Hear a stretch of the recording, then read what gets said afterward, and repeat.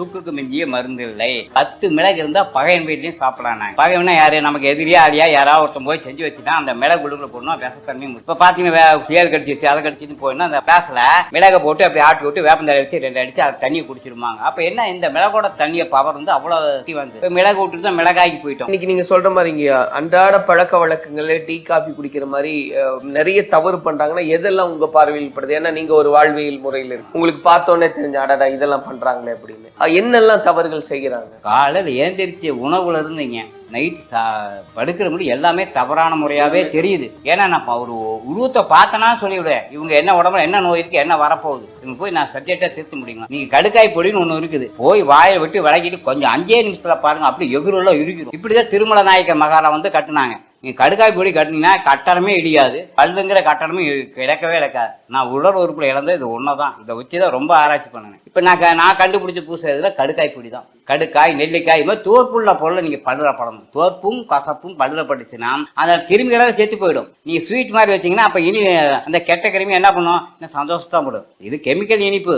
Chemical இனிப்பு இனிமையே கிருமிகள் சந்தோஷத்தான படும். அப்ப நல்ல கிருமிகள் எப்ப போச்சு? நல்ல கிருமிக்கு வேணும்னா கசப்புங்கிற ஒரு சுவை பல்லுல முத பல்லுல படக்கூடிய பொருள் தோற்பு கசப்பா தான் இருக்கும். அதுக்கப்புறம் கட்டாயம் நல்ல இனிப்பு போகணும். அதுக்கப்புறம் நீங்க உப்பு புளி காரத்தை எப்படி வேணா சேர்த்துக்கலாம். சித்தர்கள் இந்த 3 சுவை சாப்பிட மாட்டாங்க, உப்பு புளி காரத்தை தொட மாட்டாங்க. அதனால லாங் லைஃப் ஆச்சு. இப்ப பல் துளக்கிறது பத்தி சொன்னீங்கய்யா, குளியல் இதுவுமே ரொம்ப முக்கியம். இதுவுமே வந்து நம்ம இழந்துட்டோம்னு இன்னைக்கு பேசுறோம். அதுக்கான காரணம் என்ன?